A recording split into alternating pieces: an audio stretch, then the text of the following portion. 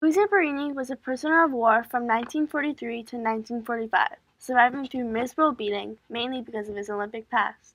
This caused Zamperini to live through an overwhelming mental battle post-World War II to where he wanted to kill. Zamperini's wife then pushed him to get better, which soon led to a spiritual journey. Zamperini found peace with everything that he went through his ability to forgive. Zamperini started as a lost cause, but through it all became an inspiration and American hero. Zamperini went through many childhood struggles. Some were his choice and some were not. He was a troublemaker and grew up familiar with law enforcement.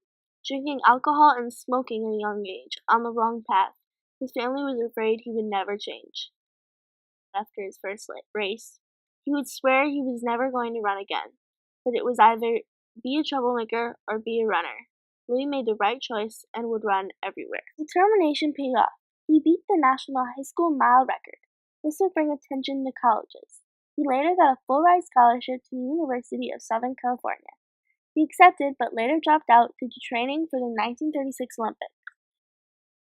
Though Zamperini was certainly prepared to win at the 1940 Olympics, Nazi Germany had other plans. The Nazi attacked Poland on September 1st, 1939, which is when World War II began and the 1940 Olympics would be rescheduled.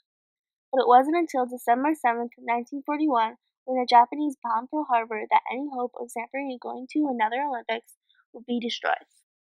He joined the Army Air Corps and would be assigned to serve his country as a B-24 bombardier. According to Laura Hillenbrand, in the Army Air Force, there were 52,651 stateside aircraft accidents over the course of the war, killing 14,903 personnel. In the 3 months in which Zamperini and his colleagues trained as a crew, 3,041 AAF planes, more than 33 per day, met with accidents stateside, killing 9 men per day. For many young men, an actual World War II bomb run was considered a death sentence. Before resting after a large bomb run at Kahuku, Hawaii, the crew's captain volunteered for a search and rescue mission to Palmyra. Green Hornet was flying at 800 feet when the left outboard engine died. Everyone on the left side of the plane died. Louis and 2 other men survived on a raft for 47 days, Russell Allen Phillips and Francis McNamara. They suffered from enemy B-24s and shock attacks, injuring McNamara, who later died of an injury. When people come to the end of their road, they turn to God. Louis had never prayed to God before, but on the raft, he recited words from movies because it was a new area for him. "If you save me, I will serve you forever," Louis said in a veteran interview. Zamperini and Phillips were both captured and put into cells at Kwajalein, also known as Execution Island. Zamperini stated in Devil at My Heels, "When I took off my blindfold, my brain and my eyes fluttered with the unreality of it all. After nearly 2 months floating under cast-open skies and infinite seas, I found myself locked in a cubicle the size of a dog kennel. The instant claustrophobia made me want to scream, but I was too weak. Instead, I lied down and looked at my body. Just 6 weeks before, I'd been a vigorous athlete who could run a mile in just over 4 minutes. Now I was a fleshless ski-little. All my life, I had kept my emotions tightly in check when it came to my own troubles, but I could no longer help myself. I broke down and cried." Zamperini and Phillips boarded a ship to Ofuna, an undocumented prisoner of war camp at Kamakura near Yokohama, Japan. Ofuna was a secret high-intensity interrogation camp run by Japanese Navy, hidden from the populace and all relief agencies. There would be no Red Cross supervision, no improved treatment, no humanity, and I wouldn't be registered as an official prisoner of war. Men left the camp to be either executed or relocated. If you died there, no one would know but your brothers in arms, said Zamperini in Devil at My Heels. After just over a year at Ofuna, on September 30th, 1944, Zamperini was transferred to Omori. Omori was a brutal prison camp where prisoners often died of abuse, neglect, and malnutrition. But it was when Zamperini met Mutashiro Watanabe, also known as the Bird, to the prisoners, that his life would really become miserable. Louis has experienced tough guards before, like Suhara Kitamura, who got a death sentence for his actions at Ofuna after the war. But according to Louis in Devil at My Heels, compared to the Bird, Ofuna guards were country gentlemen. Nothing like the pain he caused Louis specifically. As time went on, Louis started to get an idea of why he was not executed at Kwajalein. Though that Olympic fame encouraged more beating on him, it is also what kept him alive. Louis would next be used for propaganda. He told everyone that he was still alive when he gave a radio broadcast October 18, 1944, for the Japanese postman. Louis didn't know whether his family would be listening to the Japanese radio broadcast, but it was better than his silence. The Japanese knew about the Zamperini's presumed death notice because it followed standard U.S. protocol. Japanese propaganda makers wanted Zamperini, a world-famous Olympian, to keep making broadcasts. Future broadcasts would not be made by Louis. They would be written for him, with false phrases like, "I hope the folks back home are properly notified of the fact that I am still alive and intend to stay alive. It's certainly a sad world when a fellow can't even be allowed to live.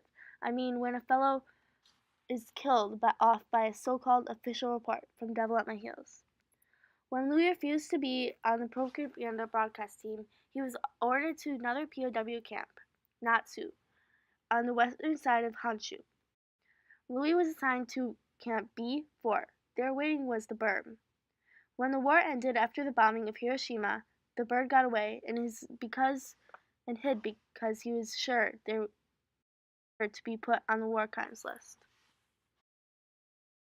Nightmares every night since the war, and with his wife, Cynthia Applewhite, in 1949, their daughter Cynthia Battle Zamperini was born.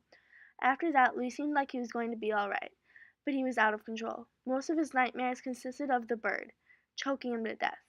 One night during a dream, he woke up choking his wife. Cynthia decided she had to do something about it. It was time to end their marriage. She didn't go through with the divorce, but one day in September of 1949, she heard of a young preacher named Billy Graham who came to LA. She went to the town alone and came home that night a Christian. As his nightmares worsened, he agreed to go with her on one condition, that when Dr. Graham said, every head bowed and every eye closed, they were leaving. When certain words caught his attention. "What kind of life are you living? Are you satisfied with your life?" He was about to leave, but couldn't resist. He had turned and Christian, and for the first night in a very long time, he had no nightmare. October of 1950, he returned to Japan, even though he was convinced he would never do so. The city was still recovering from a firebombing in 1945 when the war ended. After returning to Ofuna and Omri, Louis contacted General MacArthur for permission to visit Sugamo prison, where many of his guards were serving sentences. In Sugamo, there were all 850 Japanese war criminals. He met with the Weasel, Sasaki, and even the Quack, a guard similar to the bird. One thing stood out while at Sugamo prison. There was no sign of the bird. In 1952, President Truman authorized a general amnesty and all imprisoned war criminals were released, after Watanabe resurfaced from a cabin near Nagano, where he had been hiding.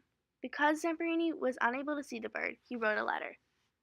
This is to Matsushiro Watanabe. As a result of my prisoner of war experience under your unwarranted and unreasonable punishment, my post-war life became a nightmare. It was not so much due to the pain and suffering as it was to the tension of stress and humiliation that caused me to hate with a vengeance. Under your discipline, my rights not only as a prisoner but also as a human being were stripped from me. It was a struggle to maintain enough dignity and hope to live under the war's end. The post-war nightmares caused my life to crumble. But thanks to a confrontation with God through the evangelist Billy Graham, I committed my life to Christ. Love replaced the hate I had for you, and Christ even said, "Forgive your enemies and pray for them." As you probably know, I returned to Japan in 1952 and was graciously allowed to address all the Japanese war criminals at Sugamo prison. I asked them about you and was told that you probably had committed harikiri, which I was sad to hear. At that moment, like the others, I also forgave you, and now I would hope that you would also become a Christian. Louis Zamperini had many conflicts in his life, but what made him the legend he is today wasn't just the accomplishments or the persistence, it was how he reacted and strived for a better life, and how he knew he was going downhill. "Forgiveness is the fragrance that the violet sheds on the heel that has crushed it," said Louis in an interview with John Maroney. Forgiveness is what saved Zamperini's life, not his conflict. "If you save me, I will serve you forever."